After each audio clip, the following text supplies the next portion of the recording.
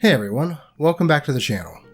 In today's episode of Dungeons & Dragons Horror Stories, we have a tale of someone's first game and first time DMing for her birthday, only for it to go wrong because of some pervy friends that refused to let ERP not happen. But first, if you enjoy my videos, I ask that you like, comment, and even share it, and if you aren't already, consider subscribing.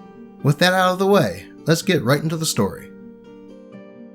Mary Sue Rogue is a total creep in and out of game and ruins my birthday one-shot. By Reddit user, Annie the Witch.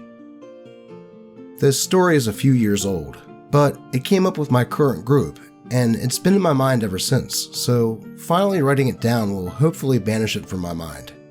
I don't remember exactly how it happened, but a few years ago, I really got into Dungeons & Dragons. Read most books, watched a bunch of videos, and sat through some live plays. Since none of the source books were translated to my language, and apart from a heavily marked up player's handbook, none of the books were available for purchase either. I just accepted that I would never be able to play myself. At some point, I brought it up to my group of friends that I found this really neat RPG, and maybe we could play it sometime, and they were receptive. So we started planning a game for my birthday.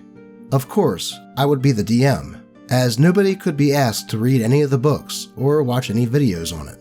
I ordered dice, made their character sheets based on their preferences, drew up some maps, etc. I only asked them to make up some sort of backstory so their characters would have some semblance of personality. So the cast turned out to be the following. Me, a newbie DM, the only one with any grasp of the rules and wannabe writer. Faye, my girlfriend at the time, playing a dwarven war cleric. Ella, my little sister, who was just happy to be included, playing a kitsune druid. Carl, didn't contribute much, played a human fighter. Bob, thought this was peak comedy, was hammered all game, and played a ranger. James, our problem player, played a rogue. For my birthday, I was hosting a house party for the friend group. Carl, Bob, and James were my high school friends. Ella was just around the house, and Faye was there for the weekend. We planned a big sleepover, which was pretty common for the group, as we lived in different cities, and our house had room for people to sleep over. Well, that sounds like my kind of birthday party. The guys arrived at around noon. Me and Faye made dinner, and we all started drinking. Plan was to grab a few drinks, and then sit down to play for as long as we felt like. Then drink some more and pass out. Solid plans. Never failed us before.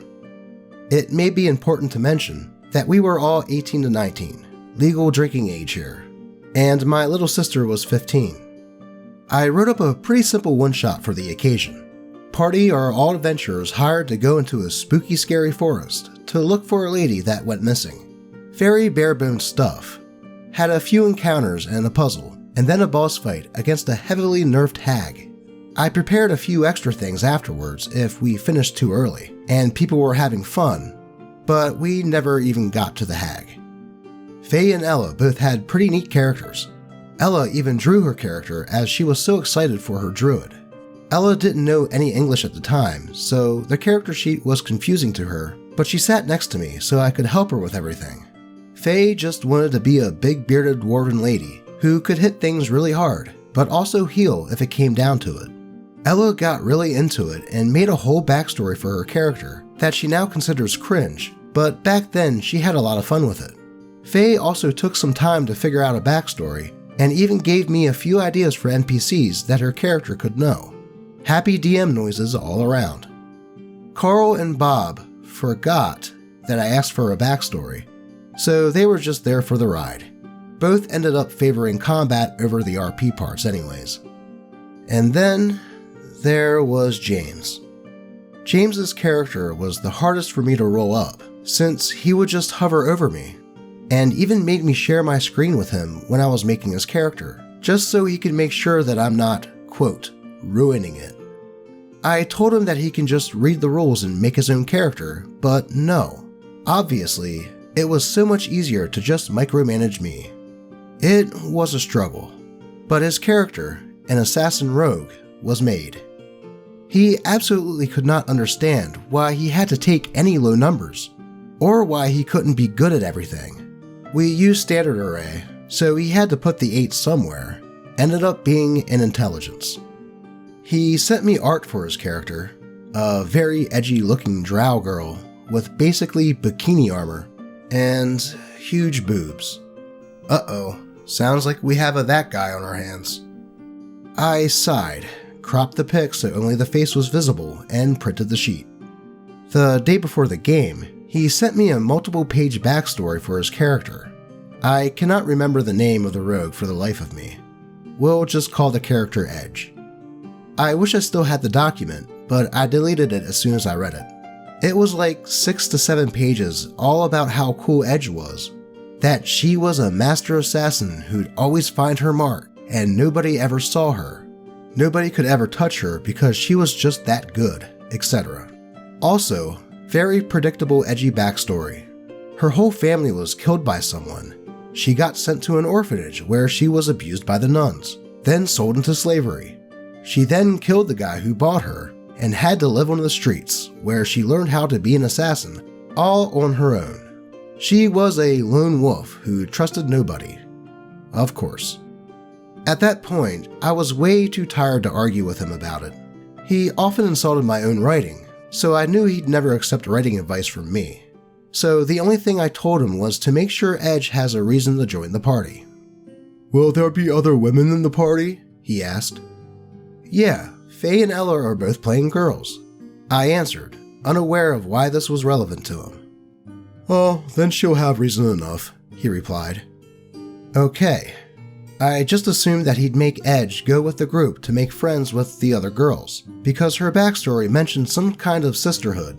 So I just thought Edge preferred adventuring with other women. I was very, very wrong.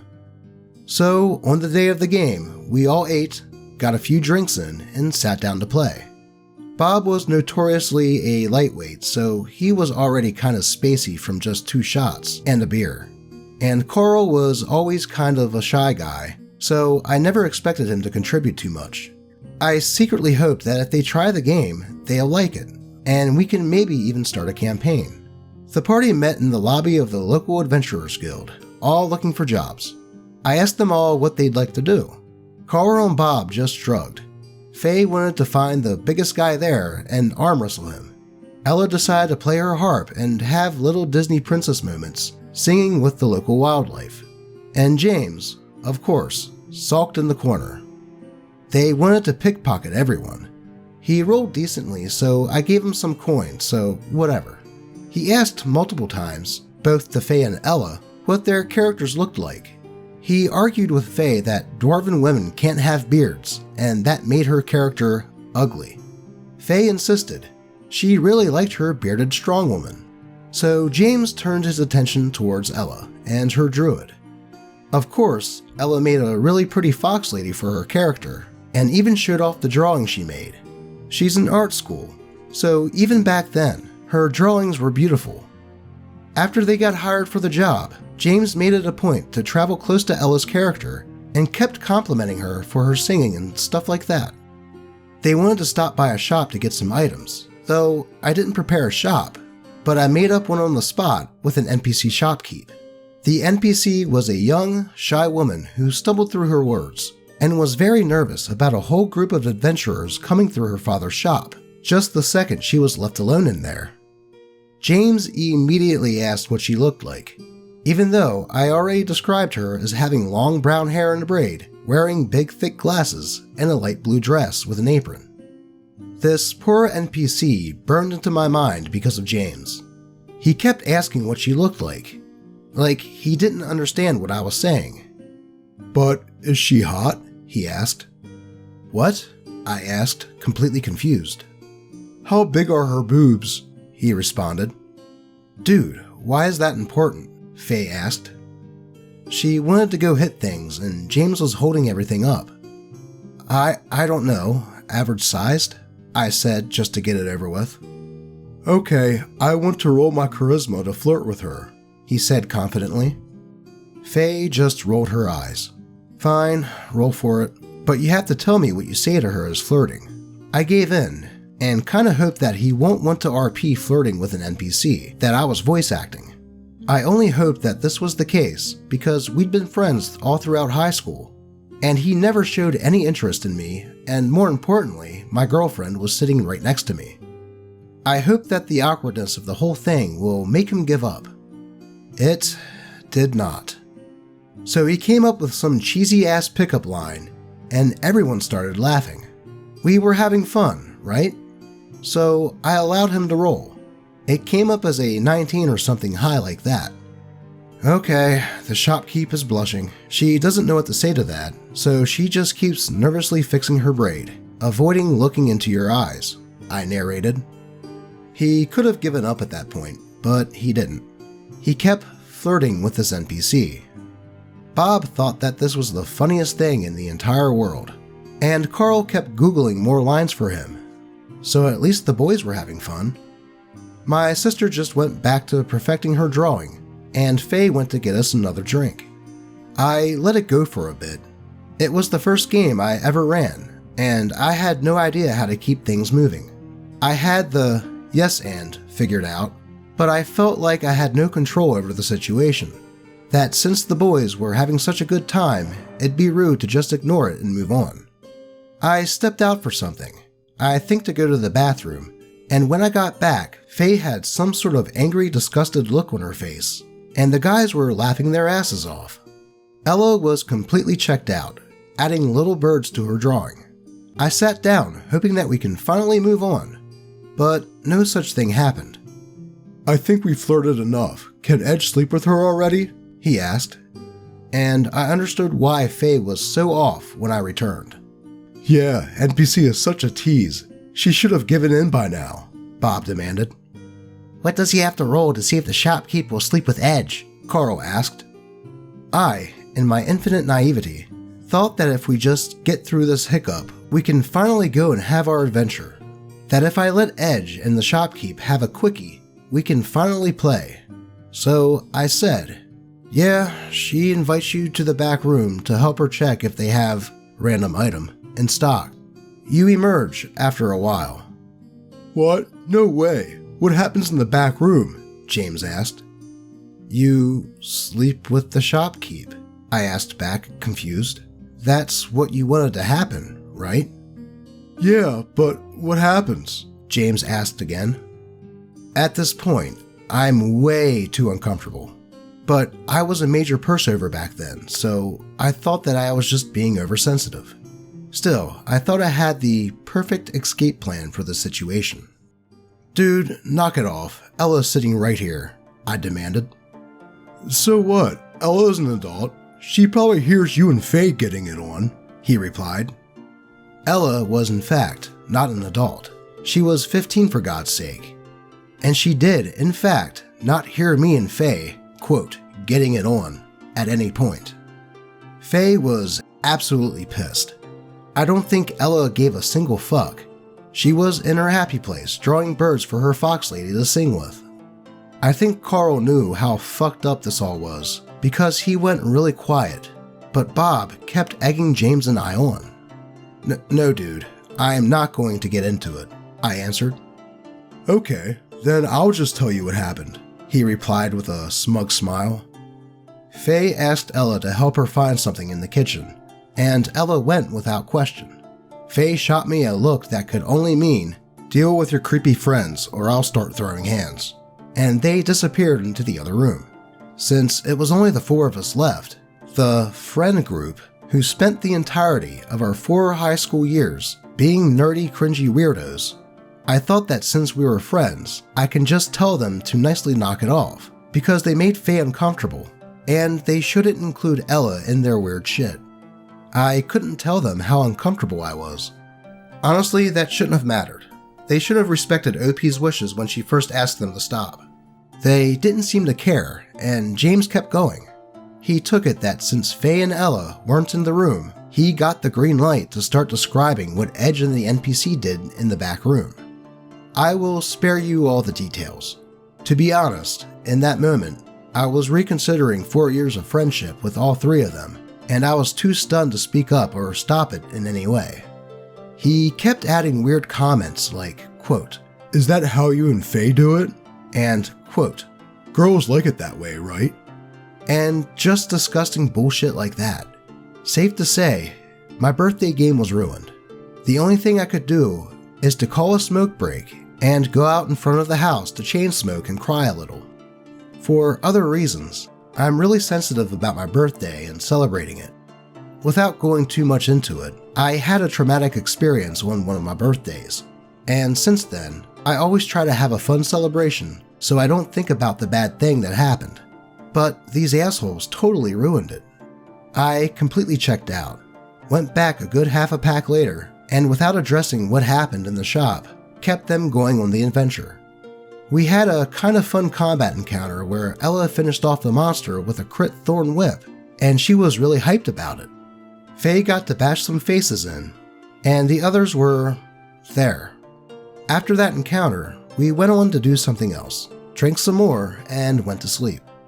I couldn't sleep a wink though, as I felt so horrible about the whole thing. And Faye was also super pissed at me, justifiably so, for not standing up against James. It did not help that all three of those bastards were sleeping in the same house as us. We didn't stay friends for long after that.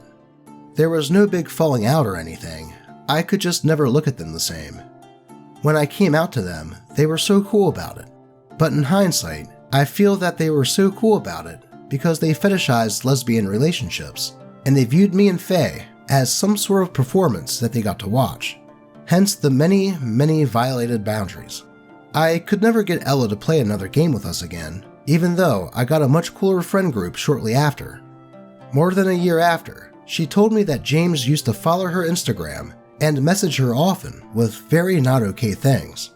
Once again, my sister was 15, and James was 19. I still feel like absolute shit that I ever allowed that creep into my house and anywhere near my little sister. He probably would have tried something with Ella's druid if I didn't accidentally give him that poor shopkeep NPC. Since then, I can happily announce that I found my spine, and I don't tolerate even a fraction of this type of bullshit anymore. I kept DMing to friends, and even played some, here and there. Now I have a very, very cool online group. If any of y'all come across this, I love each and every one of you. You're the best group ever. I'm in the process of pulling together a girls-only campaign, and even Ella seems interested, so fingers crossed that we didn't ruin D&D for her forever. The Kitsune Druid will get a second chance to shine. Thanks for reading, and sorry for the long post. For OP's friends to do this type of thing, especially when asked not to on her birthday, is kind of scummy, especially with OP's 15-year-old sister there. It is sad to hear years of friendship dissolved after this, but sometimes that's just what happens after people show their true colors. I am glad to hear that OP is now running games and playing with people a bit more respectful, and hope that her sister does get to play her Kitsune character again. Anyways, I hope you all liked the story, and if you did, consider sharing it or giving it a like. If you have a story that you would like to be read on the channel, feel free to post it in the comments, on the channel subreddit r/D&D Doge, or even just at me on Twitter. As always, I appreciate all of you, and hope all your rolls are natural 20s. Until next time.